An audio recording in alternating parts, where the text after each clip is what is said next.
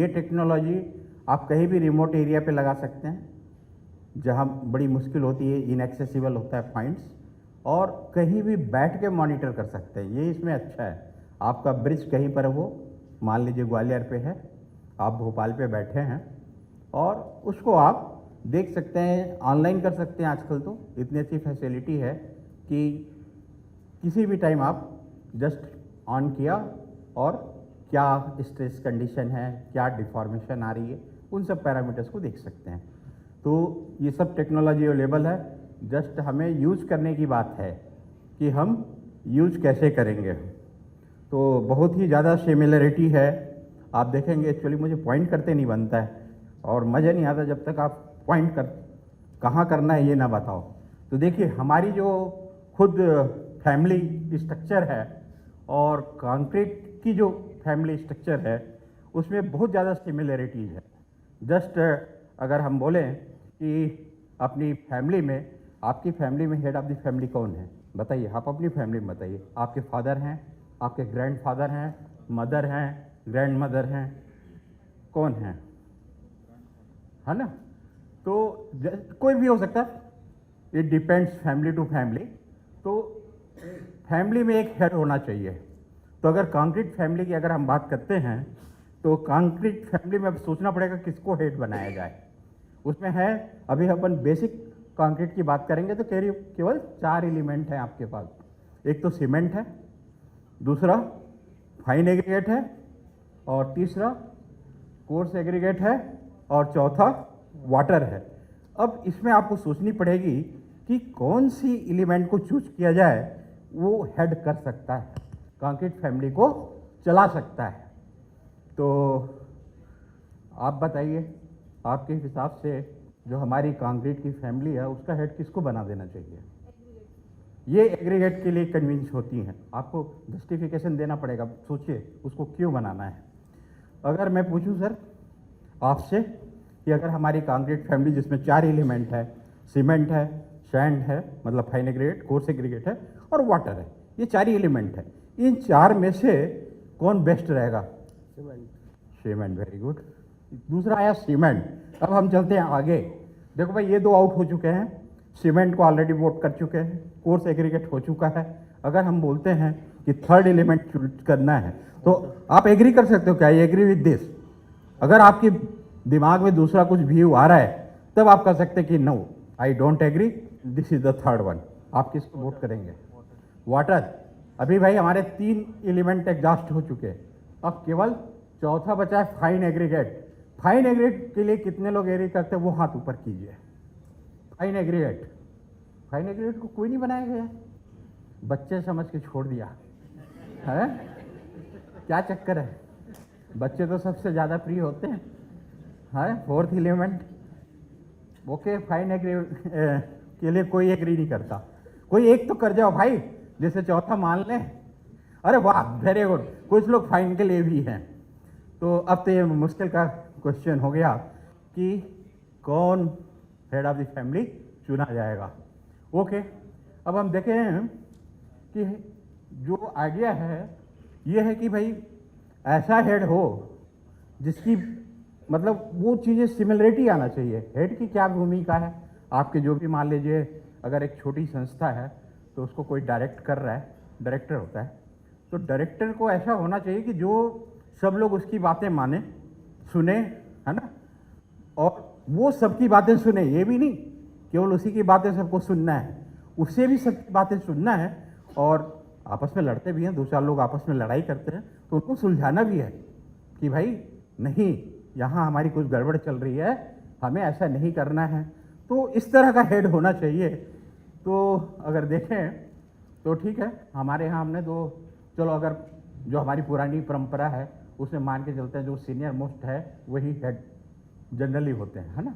तो हमारी फैमिली में मान लीजिए ग्रैंडफादर हैं, अगर ग्रैंड मदर तेज हैं तो वो भी हेड हो सकती हैं।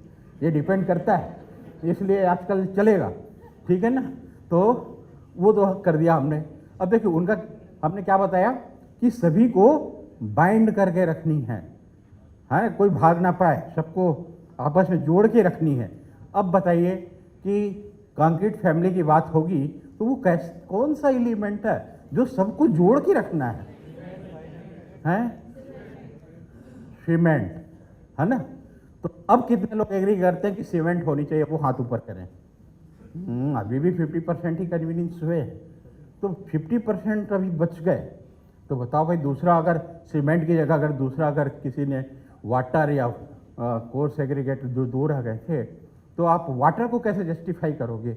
ये सबको बांध के रखता है। अगर मैंने ज़्यादा पानी डाल दिया कंक्रीट में तो सब अलग हो जाएगा, तो वाटर तो आपका फेल हो गया। कोर्स एग्रीगेट भी, वो भी मतलब कैसे बाइंड करके रखेगा? उसके पास तो कोई प्रॉपर्टी नहीं है। तो हमारी ये जो विचारधारा है कि फाइन एग्रीगेट, कोर्स एग्रीगेट या वाटर को हम head of the concrete family करें, तो वो भाई गलत हो जाएगी। ठीक है ना? तो हमें सबको एग्री करनी पड़ेगी कि हमारी सीमेंट ही एक ऐसी चीज़ है जिसको हम head of the concrete family declare कर सकते हैं। ठीक है ना? तो ये अब सबको याद रखना है कि head of the concrete family क्या है? सीमेंट है। तब तो हम आगे बढ़े। अगर कोई इससे मतलब नहीं एग्री करते हैं तो वो हाथ ऊपर करें और वो हमें रीजन दें कि भाई हम क्यों नहीं वाटर को मान सकते। अगर कोई कन्विंस नहीं हुआ तो या तो आप कन्विंस होइए या कन्विंस कराइए, दो ये ऑप्शन है यहाँ पर। Yes, that is there, but if water tries to do without cement can't be. तो आप जब उसको करेंगे, स्टडी करेंगे, तो ज़्यादा प्रोबेबिलिटी जाती है कि सीमेंट को देना पड़ेगा। इनके किसी एक को भी आप ग्रैब नहीं कर सकते। बिना फाइन के आपका कंक्रीट नहीं बनेगा, बिना कोर्स के। बट जो हम ज़्यादातर वो देखते हैं ना कि भाई क्या चीज़ है जिसको हम प्रोबेबिलिटी में ज़्यादा मार्क दे सकते हैं, तो अल्टीमेट जब बहुत आप सोचेंगे तो निकल के आएगा सीमेंट को ही आपको head of the concrete family designate करना पड़ेगा। ओके, तो नाउ वी एग्री। ठीक है भाई, आगे बढ़ा जाए, नहीं इसी में रह जाएंगे। तो मेन पैरामीटर्स हुए 4। ठीक है ना? ये क्या कहलाएंगे? ये मेन जो अपनी फैमिली है उसके मेन पैरामीटर्स हो गए। इसके बाद में थ्योरी चालू हो गई और बहुत सारे एडमिक्सचर्स वगैरह आ गए, है ना? उसके बाद एडमिक्सचर्स भी है, वहाँ देखिए एडमिक्सचर्स एंड फ्लाइएस। ये 5th और 6th एलिमेंट है जो आपकी ओरिजिनल फैमिली को नहीं बिलोंग करते हैं।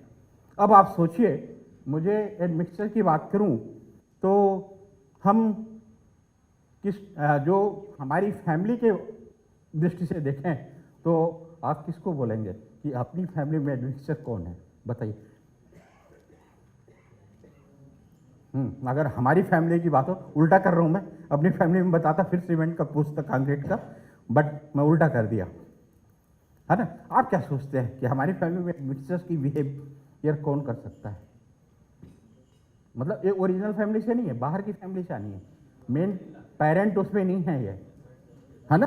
तो थोड़ा सा स्ट्रेस करेंगे तो यार लिखा है बगल में यार राइट में लिखा हुआ है। आप मतलब कोई स्लाइड नहीं देख रहे हो, है कहीं और है दिमाग भाई, वो साइड में लिखा है, देखिए, है ना? तो या तो वो सन इन लॉ होगा या डॉटर इन लॉ होगी, जो कि हमारी ओरिजिनल फैमिली से नहीं है बट दूसरी फैमिली से आ रही। ठीक है ना? तो अब देखिए, हमने एडमिक्सचर्स को डिजिग्नेट कर दिया, आइदर सन इन लॉ और सिस्टर इन लॉ, है ना? डॉटर इन लॉ या सन इन लॉ। ठीक है ना?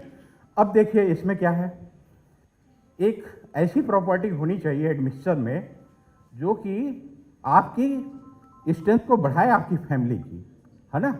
इसलिए अगर कोई भी एडमिक्सचर बेचने वाला आता है, कोई भी केमिकल कंपनी वाला बोलता है कि जी आप तो मेरी ये एडमिक्सचर ले लो, तो आपको पूछना है भाई मैं ले लूँगा, पहले तो आप आपकी स्पेसिफिकेशन दीजिए, इसका क्या क्या प्रॉपर्टीज़ है, वो प्रॉपर्टीज़ कंक्रीट से कितनी मेल खाती है, जो पेरेंट कंक्रीट है। ऐसा ना हो मैं कोई भी एडमिक्सचर डाल दूँ उसमें और उसकी मैचिंग नहीं हो रही, तो फिर क्या होगा? फिर तो रोज़ लड़ाई होगी, है ना? तो वो ही इंटरनली लड़ते रहेंगे और अल्टीमेट हमारा स्ट्रेंथ डाउन हो जाएगा। तो ऐसी एडमिक्सचर यूज नहीं करनी है जिसको मतलब पॉजिटिव हमें ना दे, नेगेटिव फोर्स क्रिएट कर दे। ओके ना? इसीलिए उसको हमने दिया है आइदर डॉटर इन लॉ और सन इन लॉ, ये डिपेंड करता है ना? तो ये एग्री है भाई, एडमिक्सचर्स तक आ गए। अब चलिए आगे, अब है फ्लाई एश। फ्लाई एश की भूमिका कौन निकालेगा भाई फैमिली वाइज? फ्लाई एश, है ना? हाँ, आप किसको डिजिग्नेट करेंगे फ्लाई एस्ट में? हाँ जी सर, हाँ बोलिए सर।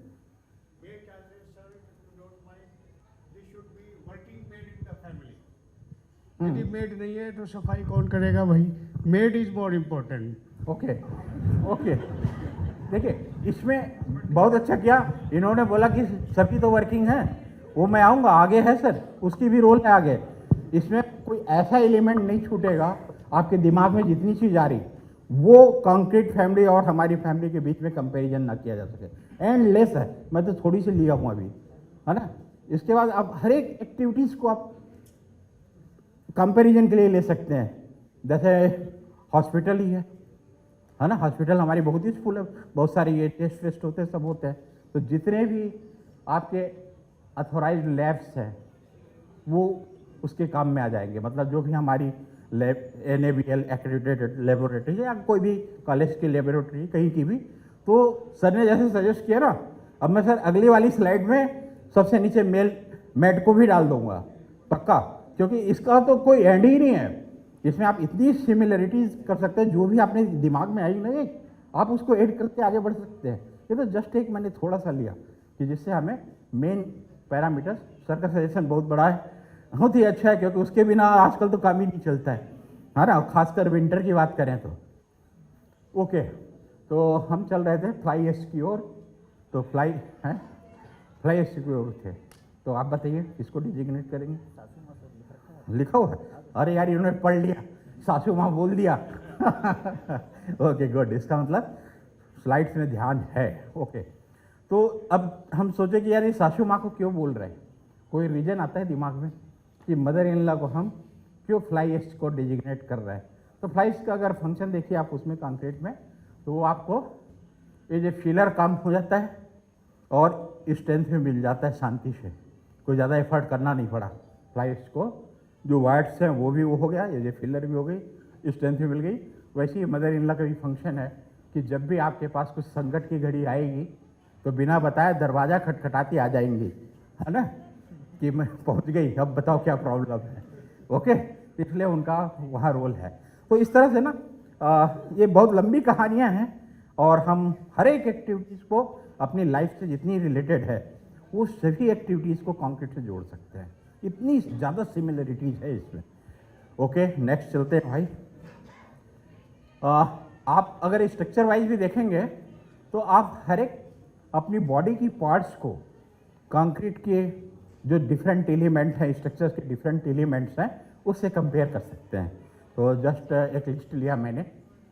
जैसे मान लीजिए हम बेरिंग की बात करते हैं, तो बेरिंग को मैंने नी जॉइंट दिया है, आपके घुटने की जो जॉइंट है, बेरिंग रिप्लेस करना उतना ही डिफ़िकल्ट कार्यक्रम होता है जैसे हमारे नी का रिप्लेसमेंट करने में दिक्कतें आती हैं, है ना। उसके बाद मैंने ड्रेनेज स्पॉट आपको स्ट्रेस किया था, उसको मैंने किडनी डिजिग्नेट किया। देखिए इस कंपैरिजन टेबल में हल्का सा चेंज हो सकता है, ये अपनी अपनी थिंकिंग पे डिपेंड करता है, थोड़ा सा कन्विंस करके आप चेंज कर सकते हैं। मतलब एक जनरल आइडिया के लिए ये डिफरेंट थिंग है। उसके बाद आता है जी डिज़ाइन एंड ड्राइंग्स जो हैं, आप सबको ये श्योर करना है कि हमसे जो भी रिलेटेड ब्रिज है उसकी ड्राइंग्स डिज़ाइन जो भी अवेलेबल है आज की डेट में, उसको हम प्रिजर्व करके फ्यूचर जनरेशन को पहुंचाएंगे। अदरवाइज होता क्या है, 20-25 साल के बाद जब आप उसका रिहेबिलिटेशन स्कीम वगैरह तैयार करने जाते हैं, आपको कोई ना ड्राइंग मिलती, फिर वो पूरा इन्वेस्टिगेट करना पड़ता है, टाइम भी खराब होता है और आप 100% उस लेवल पे नहीं पहुंच सकते जो कि अगर आपने ड्राइंग डिजाइन प्रिजर्व कर दी तो हमारी फ्यूचर जनरेशन जो 15 साल 20 साल बाद यूज़ करने वाली है उनके लिए बहुत ईजी होगा। तो ये एश्योर कीजिएगा कि जो भी डॉक्यूमेंट्स किसी भी स्ट्रक्चर से रिलेटेड है वो हमें प्रिजर्व करना है। अगर वो आप आजकल सॉफ्ट कॉपी में प्रिजर्व कर सकें तो ज़्यादा अच्छा होगा। तो मेरा कहने का मतलब यह है कि सभी ड्राइंग डिजाइन को हमें सॉफ्ट कॉपी बना के 5-7 कंप्यूटर में, हेड ऑफिस में हुआ, अपने यहाँ हुआ और जहाँ जहाँ संभव है सब जगह आप उसको, ये कंपलसरी होना चाहिए। मैं रिक्वेस्ट करूँगा आपके जो चीफ हैं उनसे कि वो ये कंपलसरी एक सर्कुलर ही जारी कर दें कि ये मैंडेटरी है, कोई ब्रिज जो भी रिलेटेड है वो इसकी जितनी भी डिटेल्स है वो सॉफ्ट कॉपी में लोड कराएं हेडक्वार्टर लेवल पे कम से कम, सो दैट कि सभी कोई उसको बाद में एक्सेस कर सकें। अदरवाइज ये बहुत डिफिकल्ट है, 20 साल बाद किसी को ड्राइंग डिजाइन कुछ नहीं मिलता है। तो इसलिए इसको हम ह्यूमन स्ट्रक्चर के लिए जिस तरह हमारी करेक्टरिस्टिक डिफाइन होती है, आरएनए डीएनए जो होता है, उसको हमने इसकी डिजाइन ड्राइंग को डिजिग्नेट किया है। तो भाई एग्रीड है? अब आगे बढ़ें। ओके, हाँ जी, हाँ, कोई एग्री नहीं कर रहा है भाई, बोलो। हाँ जी, कौन सा? नोज के लिए आप अपनी नाक दबाइए पहले। हाँ, दोनों उंगली से अपनी नाक दबाइए। और कितने मिनट तक ये दबा के रखते हैं ये ऑब्जर्व कीजिए सर थोड़ा। हाँ, वो भूल गए ना, भूल गए, है ना? कुछ स्ट्रेस लगी बॉडी के अंदर, कुछ लगी घुटन सी कुछ हो रही, यार जल्दी खोल दो, है ना, लगी ना, तो वो है एक्सपांशन जॉइंट। एक्सपांशन जॉइंट को बंद करके नहीं रखनी है, हमेशा क्लियर होना चाहिए वो कॉन्ट्रैक्शन और उसके लिए, ठीक है ना। तो ये था, इसलिए उसको नोज मिला है, ठीक है ना। आप कन्विंस हो गए ना? Very good, convinced. Okay, next देखिए, इवन आप ऐसे बहुत सारे कंपेरिजन है, मैंने जस्ट थोड़े थोड़े अलग अलग कैटेगरी से लिए हैं। ये ले लिया जैसे उनके कंपोजिशन पे, थोड़े से मैंने इस पे भी लिया है कि भाई फीवर वगैरह है जो हमारी स्ट्रेसेस आती हैं और स्ट्रक्चर में हो तो वो कैसे होंगी, है ना। तो देखिए, पहला लिया है मैंने लो ब्लड प्रेशर, ये कंप्रेसिव स्ट्रेस के इक्विवेलेंट दिया है। अब इसको क्यों दिया ये थोड़ा सोच सकते हैं। कंप्रेसिव स्ट्रेस मतलब ब्रिटल फेल्यूर, फटाक से फेल होगी ये। अगर हम कंप्रेसिव स्ट्रेस एक्सीड कर जाते हैं किसी पॉइंट पे तो वो स्ट्रक्चर तुरंत ही फेल हो जाती है। अगर किसी का ब्लड प्रेशर 40-45 आ गया तो समझिए वो किस टाइम गिरेगा। जैसे 40-45 हुआ उसको पता ही नहीं कि वो कहाँ पर है। अगर वो किचन पे तो किचन पे गिरना है, बाथरूम में गिरेगा, ऑफिस में तो ऑफिस में, सड़क में तो सड़क में। मतलब उसको कोई टाइम नहीं मिलेगा कि कब गिरना है, तुरंत ही गिर गया। इसलिए मैंने उसको लो ब्लड प्रेशर का दिया हुआ है। ओके, मतलब एकदम सडन फेलवर। अच्छा, दूसरा था जी हाई ब्लड प्रेशर, ये थोड़ा सा आपको टाइम देता है। इसको टेंसाइल के लिए दिया है क्योंकि इसमें अपन को थोड़ा स्ट्रक्चर डिफॉर्म हो जाएगी, मान लीजिए आपको थोड़ा इंडिकेशन मिल जाएगा कि हाँ अभी रिहेबिलिटेट कर लो, कुछ कर लो तो बचा सकते हो। पर तो जो लो ब्लड प्रेशर है ना, उसमें किसी के पास कोई टाइम नहीं होता है, इमीडिएटली हॉस्पिटलाइज हो गए या अल्लाह है तो बच गए, ये वाली चक्कर है उसमें। इसमें थोड़ा टाइम रहता है कि आपके पास टाइम है, कुछ किया जा सकता है। सिमिलरली करोजन की चर्चा चलती रही है ना। तो करोजन को हमने दे दिया है कैंसर। अब इसको क्यों कैंसर दिया? कहीं भी अगर आपकी स्ट्रक्चर में करोजन स्टार्ट हो गई है तो जब तक वो, जिस तरह से कैंसर के केस में होता है ना, वो पूरा पोर्शन काट के फेंक दिया जाए तो भी चांस रहता है अगल बगल में ना कुछ बच गया हो।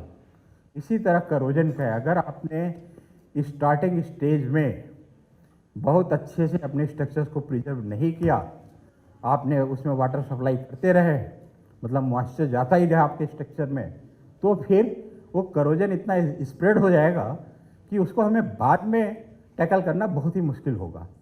ओके, तो करोजन को जब ट्रीटमेंट देते हैं तो आपको पूरा ही करोजन रिमूव करना है प्रॉपर उससे। जो उसमें करोजन हटाने के लिए जो तरीके दिए गए हैं कि आपको पहले एकदम रब करके वो करनी है, उसके बाद उसमें केमिकल लगानी है, फिर 24 घंटे बाद उस केमिकल की सफाई करनी है, फिर एंटी करोजन पेंट डालनी है।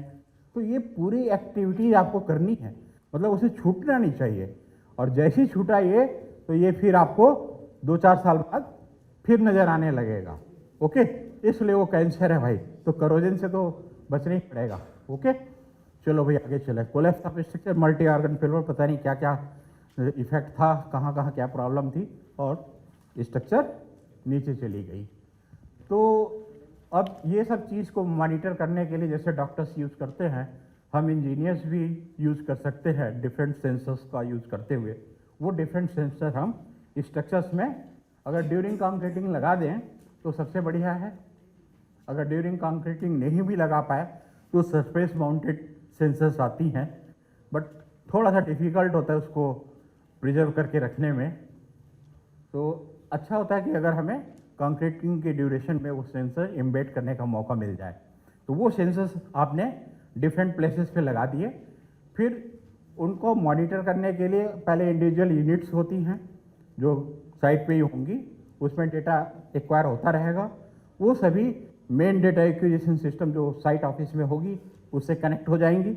जैसे ये ब्रिज है ना, ब्रिज में इस पर्टिकुलर स्पान पे आपने कुछ सेंसर्स लगा दिए, यहाँ एक डेटा एक्विजिशन सिस्टम होगा, यहाँ होगा, यहाँ होगा, ये सब आपस में एक मास्टर डेटा एक्विजिशन सिस्टम होगा जिसके अंतर्गत काम करेंगे ये। और जैसे जैसे ये कमांड देगा उस कमांड के हिसाब से ये डेटा यहाँ पर एक्वायर करते जाएंगे। और इस सब डेटा को आप किसी भी माध्यम से अपने भोपाल ला सकते हैं, ये कहीं भी हो, है ना। जैसे अपने को भोपाल ले जाना है तो हमारे पास एक टेलीफोन लाइन होनी चाहिए कम से कम, अदरवाइज इंटरनेट की फैसिलिटी होनी चाहिए, अदरवाइज थ्रू सैटेलाइट। तो कोई भी मीन्स का यूज करते हुए हम एक सेंट्रलाइज प्लेस पे इस सब डेटा को डंप कर सकते हैं। ओके, जब एक जगह आ जाएगा फिर कुछ एक्सपर्ट बैठा दिए जाएंगे, वो डेटा को देखेंगे, एनालिसिस करेंगे और बताएंगे कि अभी इसका क्या स्ट्रेस लेवल चल रहा है, क्या डिफॉर्मेशन चल रही है, और इसकी सब स्टडी कर ली जाएगी कि विंटर में इसके स्ट्रेस कैसे चलते हैं, समर में स्ट्रेस कैसे चलते हैं, है ना। जैसे अपन को फीवर आ जाता है तो टेम्परेचर बढ़ जाता है, इसी तरह उनका भी समर विंटर में टेम्परेचर चेंज होते हैं। तो इनका डिफरेंट पैरामीटर्स में क्या इफेक्ट आ रहा है वो सेंट्रलाइज प्लेस पे स्टडी हो जाएगी। तो समर विंटर सब में स्टडी करने का मतलब ये है कि आपको एक साल भर में किस तरह का वेरिएशन हो रहा है वो पता चल जाता है कि जो टेम्परेचर वेरिएशन होती है हमारी विंटर में, समर में, इन सब के कारण हमारी स्ट्रक्चर्स के जो डिफरेंट पैरामीटर हैं, स्ट्रेन है, डिफॉर्मेशन है, प्रेशर है, ये सब चीज़ें किस तरह से चेंज हो रही। मतलब एक आपको रेंज पता चलता है कि साल में कभी भी अगर मैं मॉनिटर करता हूँ तो वो वेरिएशन किस रेंज में जा सकती है। मेरी स्ट्रेन है तो स्ट्रेन 20 से 40 कितना माइक्रोस्ट्रेन जा रही, कहाँ तक जा रही, डिफॉर्मेशन है तो वो कितना मिलीमीटर तक ऊपर नीचे हो रहा है। तो ये सब चीज़ें आपको एनुअल स्टडी से पता चल जाती है जो समर विंटर में हमें स्टडी करनी है। उसके बाद फिर आप कोई भी एक सेट मेजरमेंट लेंगे और उसको देखेंगे कि जो ये वेरिएशन पैरामीटर्स आपने स्टडी करके रखा है 2-3 साल, उसके अंदर ही है। मान लीजिए मेरी एक पर्टिकुलर सेंसर की वेरिएशन 50 माइक्रोस्ट्रेन है समर विंटर सब में देखने के बाद, तो अब मैं कभी भी रीडिंग करूं वो इसमें रेनी सीजन का हो तो भी इन बिटवीन आ जाएगा, या आपने मार्च लिया, अप्रैल लिया, अक्टूबर लिया, सितंबर लिया, कभी भी ले तो वो उसके विद इन ही आएगा, 50 के अंदर ही आएगा।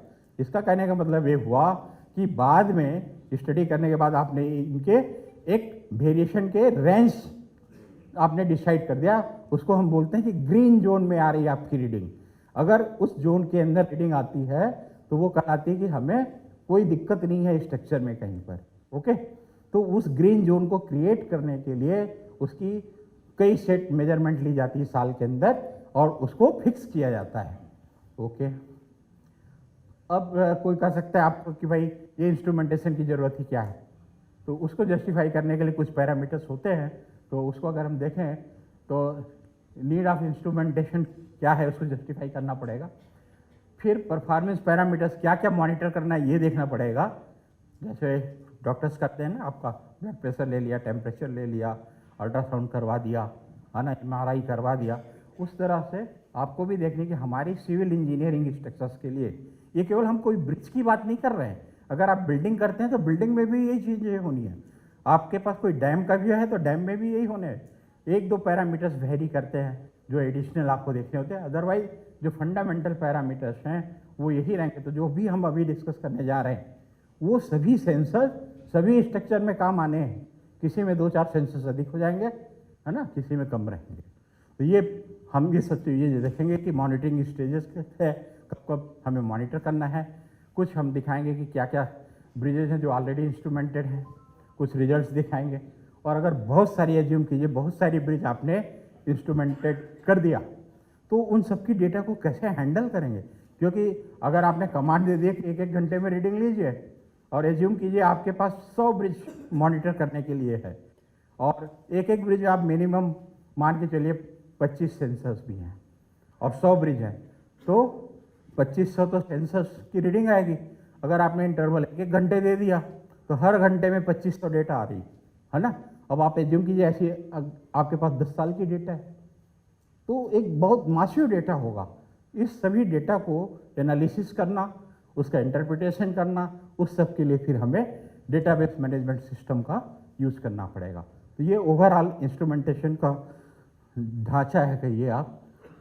तो अगर पहला point sir needs of instrumentation, तो इसके लिए as an alarming warning system आप इसको यूज़ कर सकते हैं। आपने जो मेन पैरामीटर्स हैं उनको मॉनिटर करके कि भाई मेरी ब्रिज की हेल्थ कंडीशन कैसी है, वो जानने के लिए ये ज़रूरी है। आपने एक रेंज डिसाइड कर लिया कि ग्रीन जोन क्या है, ग्रीन जोन से जैसे वो पैरामीटर एक्सीड करेगा रेड जोन में चला जाएगा। तो एज एन अलार्मिंग सिस्टम हम इंस्ट्रूमेंटेशन को यूज़ कर सकते हैं।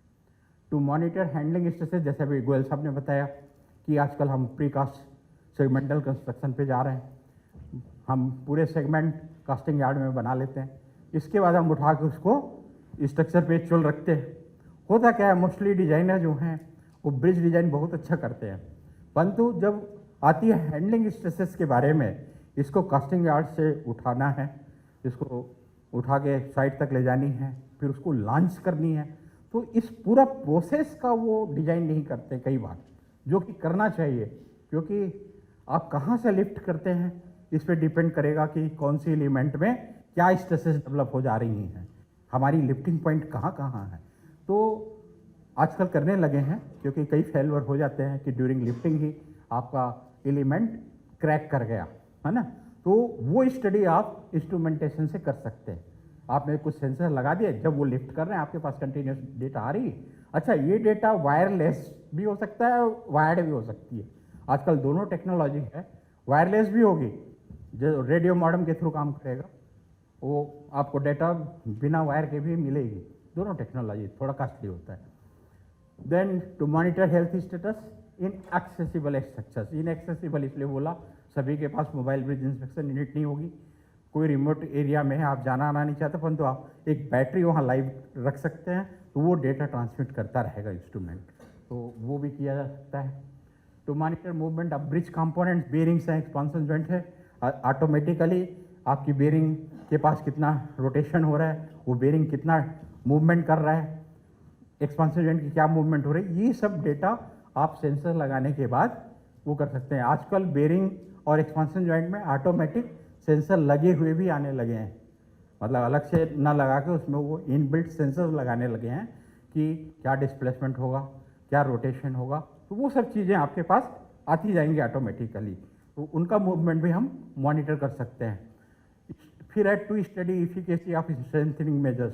चलिए कुछ गलतियाँ हो गई, ब्रिज प्रॉपर फंक्शन नहीं कर रहा है, इसलिए कुछ स्ट्रेंथनिंग मेजर्स अडॉप्ट करने हैं। हम एग्री कर गए, ओके रिहेबिलिटेशन मेजर्स करने हैं, बट वो रिहेबिलिटेशन करने से क्या हमारी ओवरऑल स्ट्रक्चर्स में पॉजिटिव इफेक्ट आ रहे हैं, जैसा हम सोच रहे हैं कि हमारा स्ट्रक्चर थोड़ा सा ऊपर लिफ्ट हो जाए, थोड़ा जहाँ टेंशन आ रहा है वहाँ कंप्रेशन आ जाए, तो वो चीज़ अगर आप एक्चुअल जानना चाहते हैं तो उसके लिए इंस्ट्रूमेंटेशन मस्ट है। अदरवाइज कैसे जानेंगे कि मैं चाह रहा हूँ कि नीचे टेंशन है, उसको मैं जो भी स्ट्रेंथनिंग मेजर अडॉप्ट करने वाला हूँ उससे वहाँ पर थोड़ा कंप्रेशन प्रोड्यूस हो, तब तो फायदा है। अगर मैंने स्ट्रेंथनिंग मेजर किया और उल्टा उसमें टेंशन क्रिएट कर लिया जहाँ मुझे टेंशन रिड्यूस करनी थी, तब तो मेरे लिए वर्स्ट हो जाएगा स्ट्रक्चर। तो वो चीज़ मॉनिटर करने के लिए भी हमें इंस्ट्रूमेंटेशन की ज़रूरत पड़ती है। वो कहलाता है to study efficacy of strengthening measures. जो भी स्ट्रेंथनिंग मेजर रिहेबिलिटेशन स्कीम आप अडॉप्ट करने जा रहे हैं उसके लिए क्या इफेक्ट आना है स्ट्रक्चर्स पे, वो देख रहे हैं। देन फिर study of long term behaviour. तो ये जो पैरामीटर्स हैं ये जस्टिफाई करते हैं कि हमें इंस्ट्रूमेंटेशन करना चाहिए, खासकर जो बड़ी बड़ी स्ट्रक्चर्स हैं उसमें तो अवश्य करना चाहिए। ओके नेक्स्ट, तो एज एन एनालमिंग सिस्टम देखिए, ये अब उसको जस्टिफाई करना है। एज एन एनालमिंग सिस्टम कैसे आप करना चाहेंगे, देखते हैं जी। ये देखिए एक कोई ब्रिज है, इसमें कुछ क्रैक्स आने लगी, क्रैक के कारण कुछ भी हो सकते हैं। यहाँ देखिएगा पियर हेड पे, यहाँ कुछ ऐसे वर्टिकल दिख रहे हैं आपको, है ना। तो ये सब स्टार्ट हो जाती है कंस्ट्रक्शन के बाद। वो डिफिशियंसी पे डिपेंड करता है कि क्या डिफिशिएंट है, उस पर डिपेंड करता है कि ये क्रैक्स कैसे आएंगे, किस रेट से डेवलप होंगे। परंतु ये नहीं है कि इमीडिएट आया और विद इन 15 डेज 1 मंथ आपका स्ट्रक्चर चला जाएगा, ऐसा नहीं होता है। ये क्रैक्स मान लीजिए 2 साल बाद आना चालू हुआ। तो अगर आपके पास कुछ सेंसर्स लगे हुए हैं देन आप देखेंगे यहाँ पर स्ट्रेन लेवल बढ़ता चला जाएगा अगर वहाँ आसपास स्ट्रेन गेजेज हैं। अगर आपने कुछ ध्यान नहीं दिया तो 2-4 साल के लिए और छोड़ दिया तो वो साइड से क्रैक कर गए, और भी छोड़ देंगे 2-4 साल तो पूरी स्ट्रक्चर ही नीचे आ जाएगी। तो ये जो प्रोग्रेसिव फेल्योर है इनकी हम मॉनिटरिंग कर सकते हैं। इसको हम बोलते हैं as an alarming system. Instrumentation एक अलार्मिंग सिस्टम के रूप में यूज हो सकती है। ये जैसे पुरानी ब्रिज है ओके, बट ये भी प्रिजर्व की जा सकती है। अगर आपको 5 साल पहले बता दिया जाए कि ये ब्रिज 4-5 साल में गिरने वाला है तो कुछ भी रिहेबिलिटेशन मेथड से अडाप्ट करके आप बचा सकते हैं। बट होता क्या है, ना हम इंस्पेक्शन करते हैं, ना हमारे पास वहाँ मॉनिटरिंग सिस्टम लगी हुई है। तो अल्टीमेट इसमें ये हो जाता है कि जब कुछ भी नहीं है तो ऑल ऑफ सडन पता चला कल शाम तक तो हम इस ब्रिज से क्रॉस किए थे और सुबह उठे तो अखबार में आ गई, न्यूज़ में आ गई कि ब्रिज कोलैप्स्ड। तो आप बोलते यार अरे बहुत बच गया मैं, भगवान का शुक्र है, अदरवाइज तो हो सकता था शाम को गुजरा था इससे मैं भी गुजर गया होता, है ना। तो ये सब चीज़ें हैं। तो आपको अलार्मिंग सिस्टम इसलिए ज़रूरी है। ये देखिए ड्यूरिंग कंस्ट्रक्शन ये ब्रिज कोलैप्स कर गया। तो इस तरह से ये जैसे ड्यूरिंग प्री स्ट्रेसिंग ही ये गर्डर्स क्रैक कर गए क्योंकि इसकी जो कंप्रेसिव स्ट्रेंथ थी वो कम थी सुपर स्ट्रक्चर्स में। तो जिस समय प्री स्ट्रेसिंग कर रहे थे उसी समय उसमें थोड़ा सा सिंपली सपोर्टेड में हॉगिंग अप होता है, और अगर कंप्रेसिव स्ट्रेंथ कम है तो फिर वो क्रैक कर जाती है और पूरा स्ट्रक्चर गिर जाता है। तो इन सब चीज़ों को आप मॉनिटर कर सकते हैं। ये जैसे अपना एक्सेलरेटेड कंस्ट्रक्शन टेक्निक से अडाप्ट कर रहे हैं तो ये डिफरेंट सेगमेंट्स होते हैं। आजकल हर एक चीज़ पियर भी सेगमेंटल हो गया। सुपर स्ट्रक्चर्स तो हम बहुत दिनों से यूज़ कर रहे हैं, पर तब हम पियर भी सेगमेंटल कंस्ट्रक्शन पे जा चुके। देखिए आप ये आपके सुपर स्ट्रक्चर्स हैं सेगमेंट कास्टिंग यार्ड पे हो रहे हैं, ये ले जाए जा रहे हैं और लॉन्च किए जा रहे हैं, है ना। ये पूरा पियर ही सेगमेंटल है, उठाया पियर उठा के वहाँ रख दिया और फिर जोड़ दिया। पूरा गर्डर ही आपका कास्ट प्रीकास्ट है, फुल गर्डर। ये अभी का नहीं है, ये 22 साल पहले बन चुका। ये अरोली ब्रिज मुंबई का पिक्चर है जब हम वहाँ इंस्ट्रूमेंटेशन करते थे 22 साल पहले। तो पूरा गर्डर कास्टिंग यार्ड पे बनता था, उसके बाद क्रेन से उठा के लाया जाता था, फ्लोटिंग क्रेन था, और वो आके फिर यहाँ डायरेक्ट पियर्स के ऊपर रख देता था।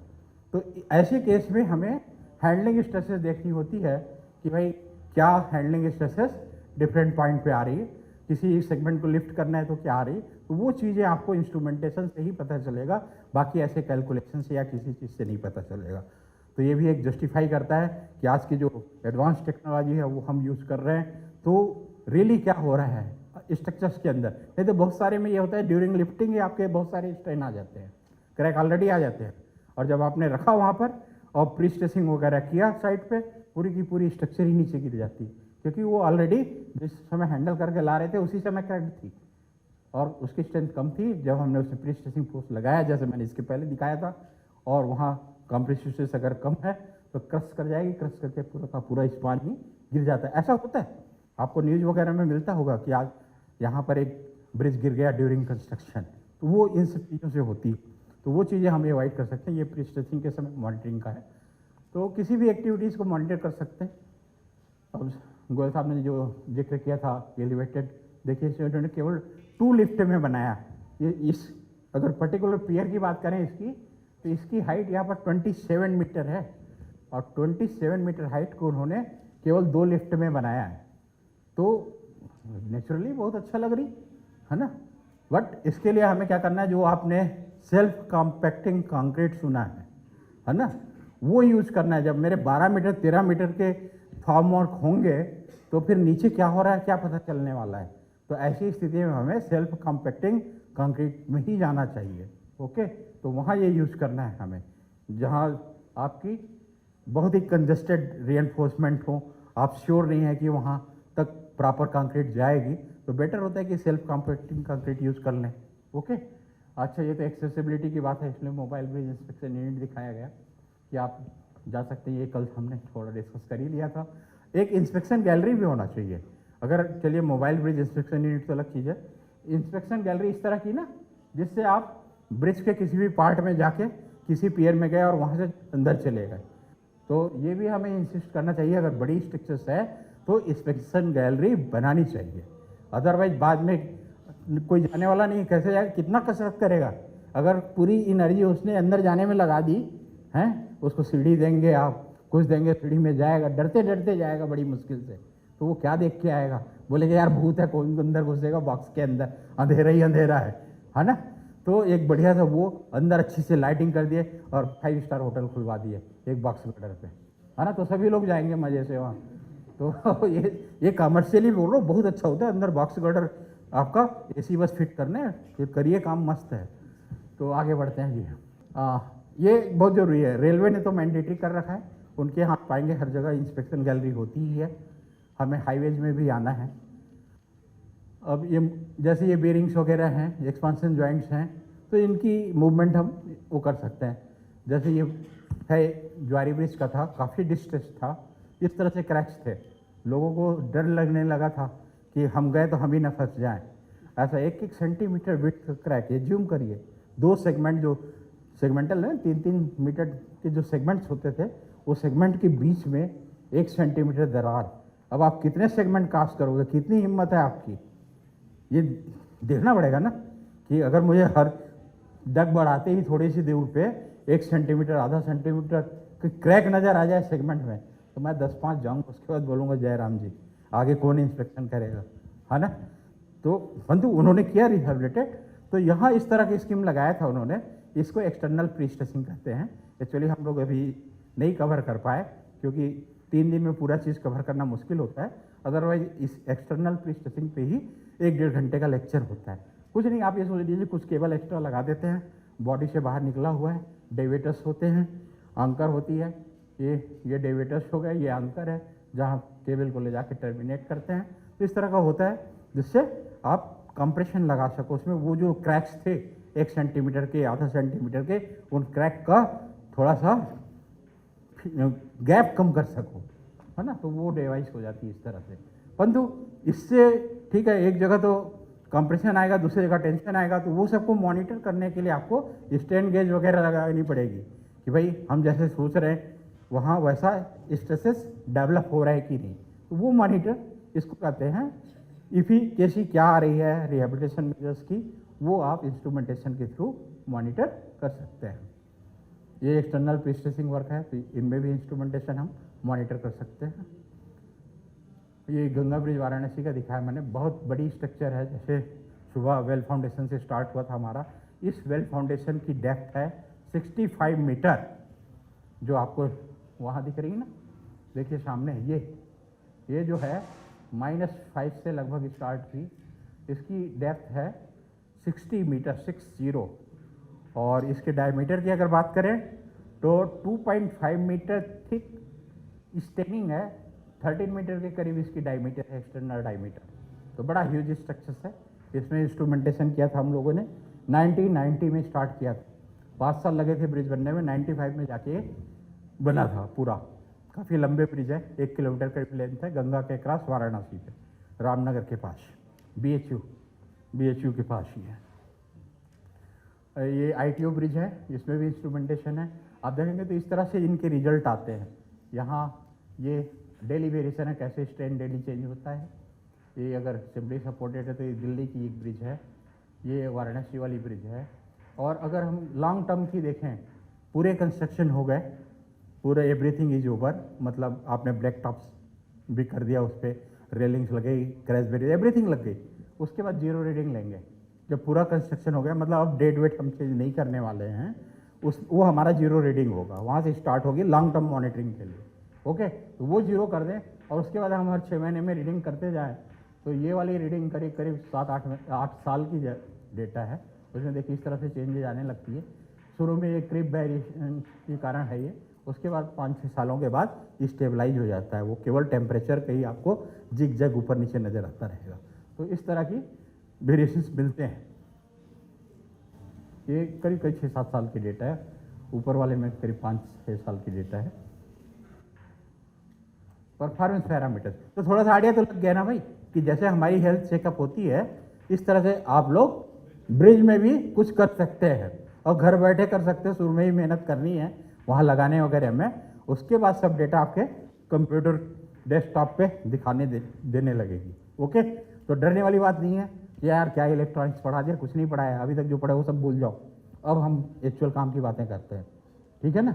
अभी तक हमने जो डिस्कस किया वो सब भूल गए, परंतु एक चीज़ नहीं बोल रहे हैं, head of the concrete family, कोई पानी, कोई कोसेग्रेट फाइनेग्रेट नहीं, सबसे सीमेंट ही सुनना है हमें, ठीक है ना भाई, ये चीज़ नहीं भूलना, बाकी सब चलेगा।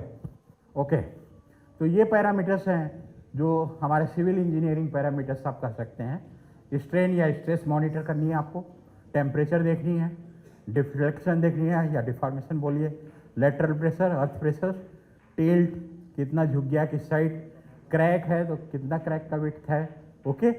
करोजन, तो करोजन में देखिए रेट ऑफ करोजन हमें डिफाइन करनी पड़ती है। अब रेट ऑफ करोजन की बड़ी ही क्योंकि वो बहुत ही माइन्यूटली चेंज होता है ना, एक साल में कोई खास नहीं हो जाता, तो उसकी यूनिट जो है वो बड़ा यूनिक है, हमें माइक्रोमीटर्स में देखनी है पर ईयर।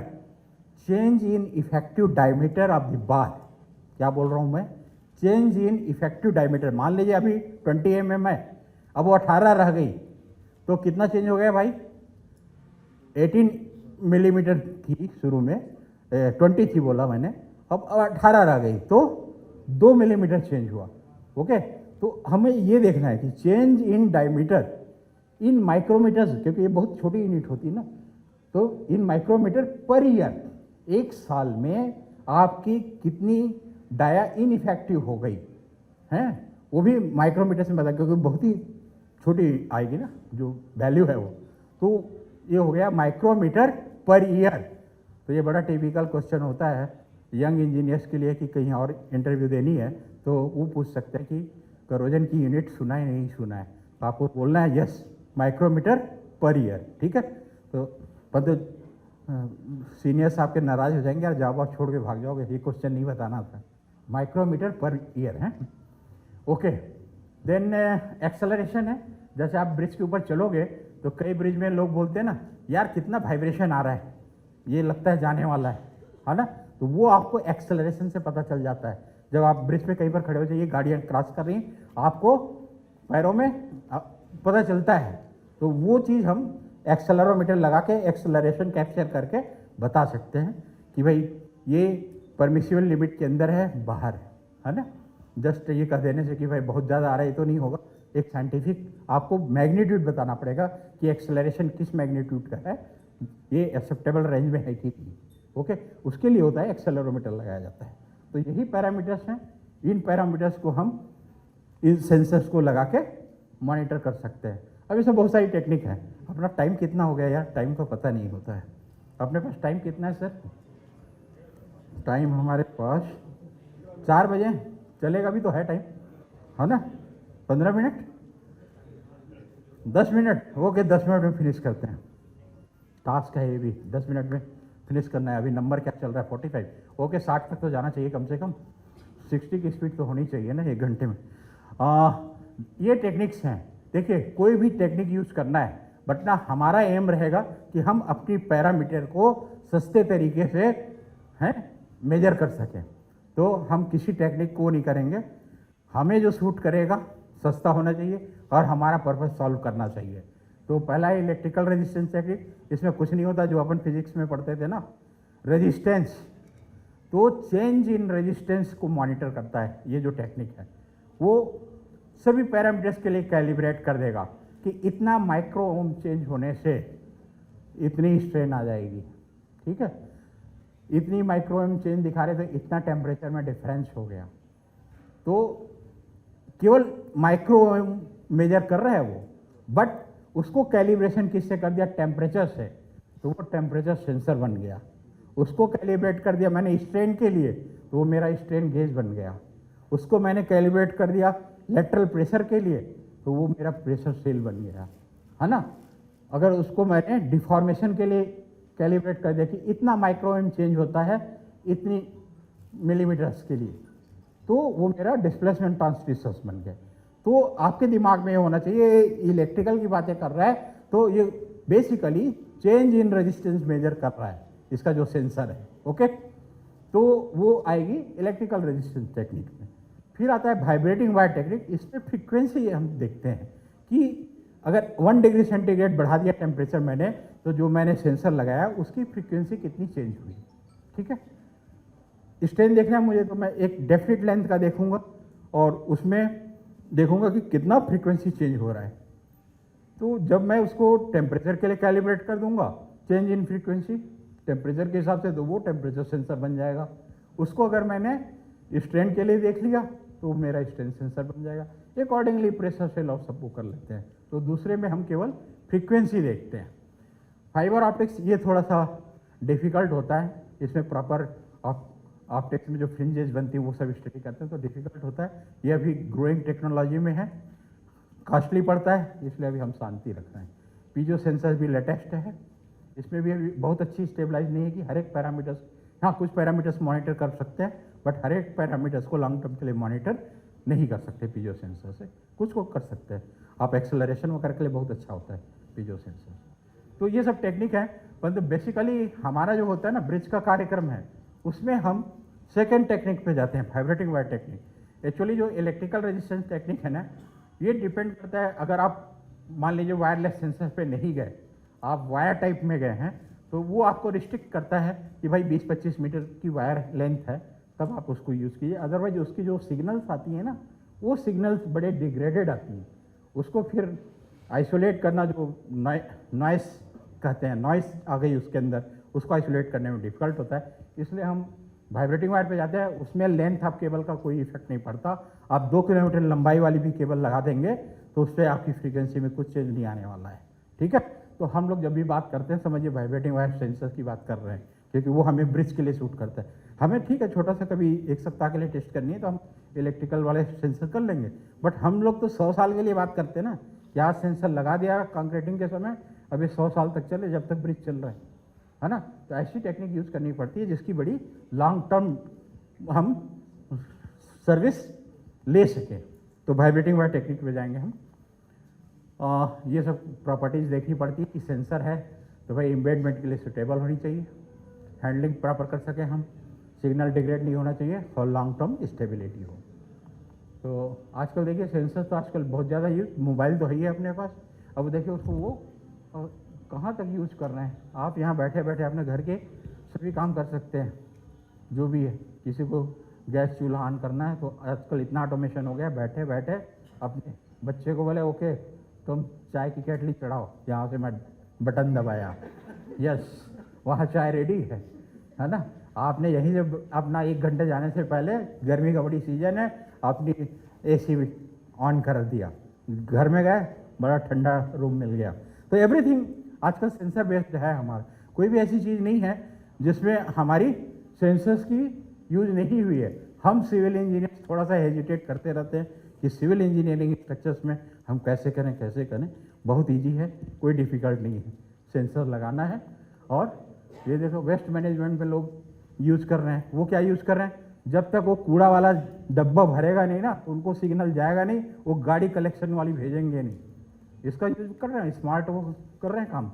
तो वो जब वेस्ट मैनेजमेंट कूड़ा वाले भी यूज़ कर रहे हैं भाई, तो हम लोग तो कर ही सकते हैं, थोड़े तो दिमाग है अपने में, है ना। तो बिल्कुल हेजिटेट मत कीजिए, और ये टेक्नोलॉजी हमें यूज़ करनी, हर एक फील्ड में देखेंगे आप सेंसर का बहुत ही जोरदार। हाँ, अब हम सिविल इंजीनियरिंग में 3D प्रिंटिंग करने लगे, अभी जस्ट थोड़ा स्टार्टिंग है। एक दिन ऐसा आ सकता है कि हमारी पूरी स्ट्रक्चर ही ऑटोमेटिक होगी, कंप्यूटराइज्ड, और बस बोलो जी 3 बेडरूम, बटन दबाया, इस साइज़ का, इस साइज़ का, वो एकदम 1 घंटे में बना के रेडी। तो सुपर तो कर ही देगा, फाउंडेशन को अभी बड़ा डिफिकल्ट है, फाउंडेशन हमें अभी मैनुअली रखना पड़ेगा। तो इस टेक्नोलॉजी पे भी जा रहे हैं। ओके, तो मेरे ख्याल से क्लियर है। ये कुछ सेंसर बस देखेंगे, ये स्ट्रेन गेजेज हैं जो आप इस पे देख रहे हैं कि ड्यूरिंग कंस्ट्रक्शन आपने ये देखिए एम्बेडेड स्ट्रेन गेज हैं। ये आफ्टर कंस्ट्रक्शन अगर करनी तो सरफेस माउंटेड है, अगर आपकी स्ट्रक्चर स्टील की है तो ये वेल्डेबल स्ट्रेन गेजेज हैं, है ना। तो ये स्ट्रेन की वेराइटीज़ हैं। अगर डिफरेंट एंगल में स्ट्रेन मेजर करनी है तो इस तरह से रोजेट फॉर्मेशन करते हैं अपन, वो कर ली जाती है।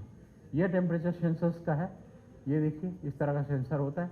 अगर आपको इसके थिकनेस के क्रॉस लगाना है तो ये डिफरेंट डेप्थ, डिफरेंट थिकनेस पे आप ऐड कर देंगे तो आपको उस डेप्थ पे क्या है। ये मेरी फ़ोटो है अराउंड 27 ईयर्स बैक की, 28 ईयर्स, 28 साल पहले हम भी ठीक ठाक थे। अभी अभी काफ़ी डिफॉर्मेशन आ गई है बॉडी में।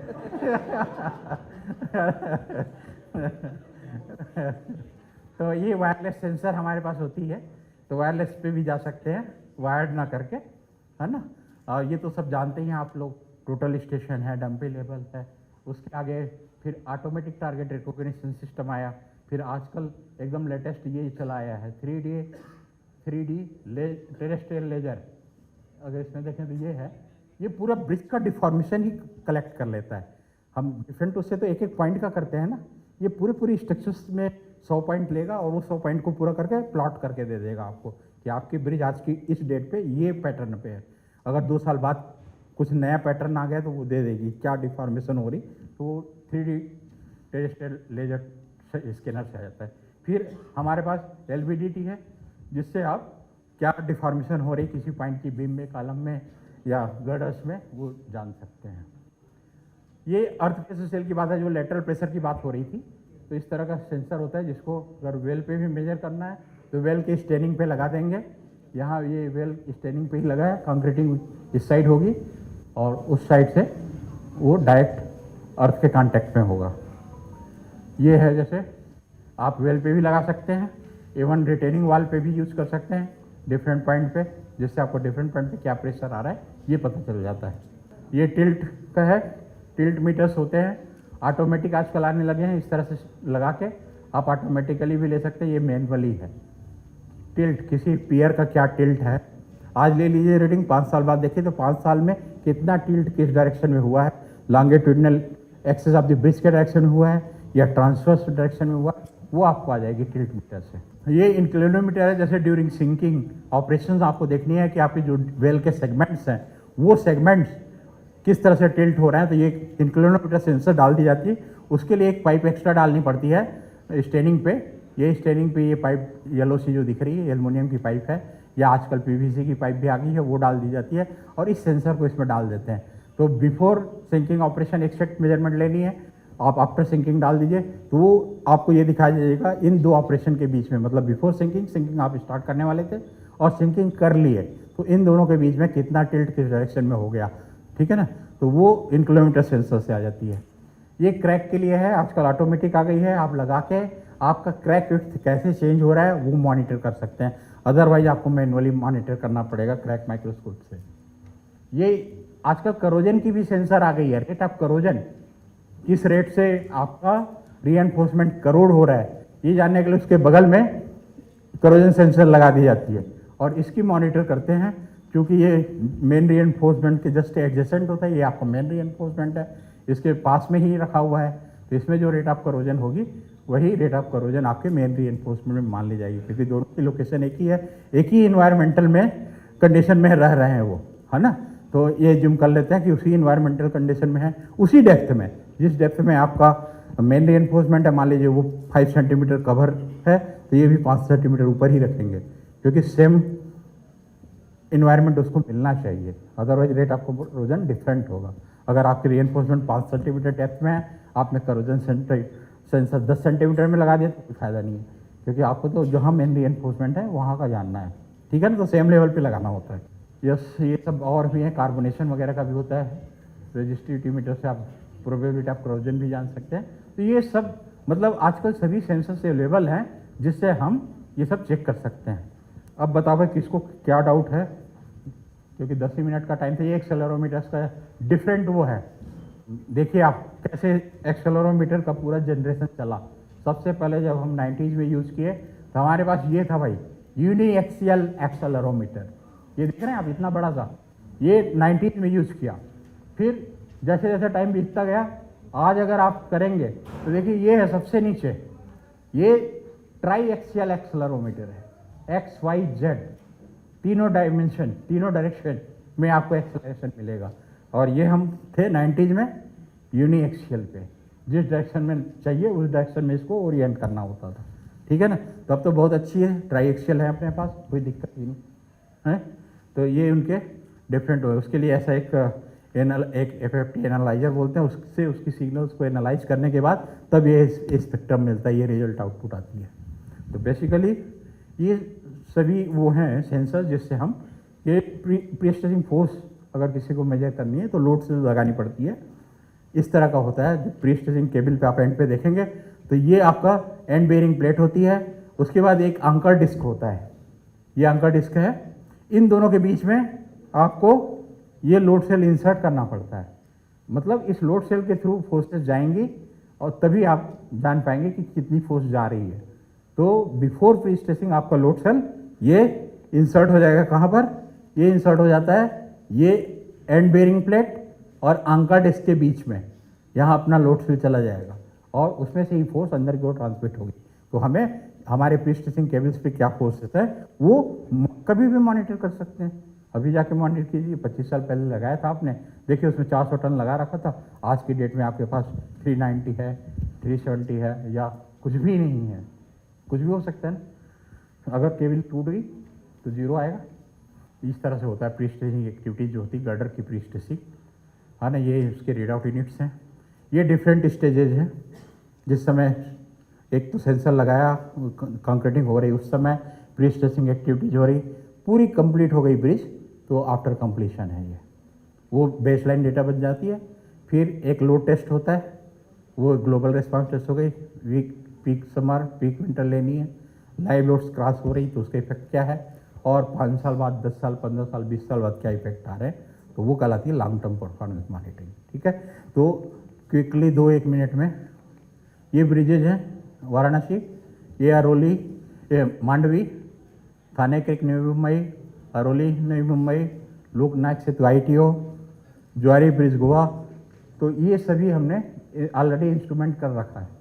मतलब इसमें आप आज की डेट में जाके एक सेट मेजरमेंट लेते हैं तो आपको पता चल जाएगा कि 20 साल 25 साल में इस ब्रिज में क्या चेंजेज आई है। ये रेलवे के भी कुछ ब्रिज मॉनिटर किए हुए हैं, ये 10-12 ब्रिज थे, और लेटेस्ट जो ब्रिज बने हैं उनमें भी है बड़ी बड़ी ब्रिज। ये सिग्नेचर ब्रिज का नाम सुना होगा आप लोगों ने, न्यू दिल्ली में सिग्नेचर ब्रिज बनी है, ये भी इंस्ट्रूमेंटेड है, बट ये हमने नहीं किया था। हमने 8-10 रेलवे ब्रिजेज और 6-7 हाईवेज ब्रिजेस किया। ये बड़ी ह्यूज इंस्ट्रूमेंटेशन होती है इनमें। नैनी ब्रिज इलाहाबाद में भी हुआ है इंस्ट्रूमेंटेशन, चंबल वाली ब्रिज में हुआ है राजस्थान में, और ये भी पाइपलाइन में है। विद इन 3 ईयर्स 4 ईयर्स आपको इन ब्रिज का इंस्ट्रूमेंटेशन मिलेगा।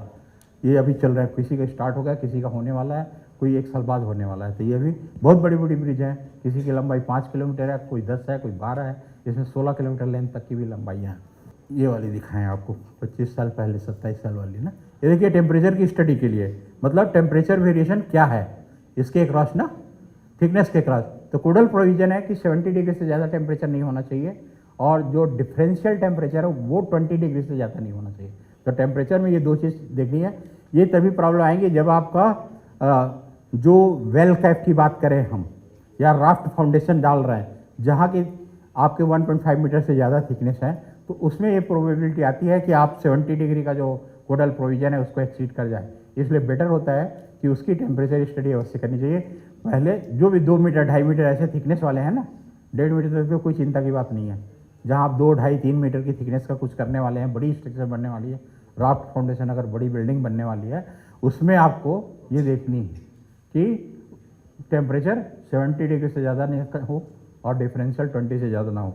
जैसे हमने 1.2 ही था, फिर भी हमने देखा ये लगा दिए थे, तो ये वेरिएशन देखेंगे आप विद इन 10 डिग्री ही है, और मैक्सिमम भी आपका 58 तक ही गया है, 58, और डिफरेंशियल विद इन 10 है।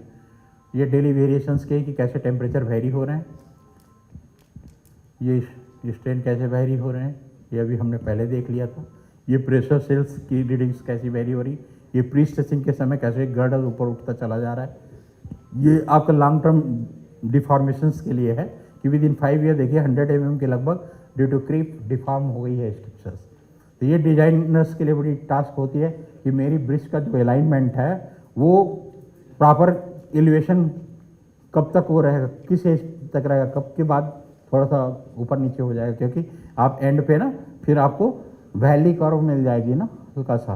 तो पूरी स्टडी करने के बाद अब एक रेंज डिफाइन कर देते हैं कि डिफ्लेक्शन की ये रेंज रहेगी। कभी भी हम एक सेट डिफ्लेक्शन देखें तो इस पॉइंट पे इतना इस रेंज पे होना चाहिए, तो वो एक टेबल है। इसी तरह स्टैंड की एक टेबल है, अच्छे से दिख नहीं रही कि किस रेंज तक होनी है। तो ये ओवरऑल आपका इंस्ट्रूमेंटेशन के बारे में है। स्ट्रेन गेज वगैरह से ड्यूरिंग एक्सटर्नल प्रोसेसिंग कर सकते हैं। तो अब अपनी डाउट्स पूछिए, अब ख़त्म करते हैं ये। हाँ जी।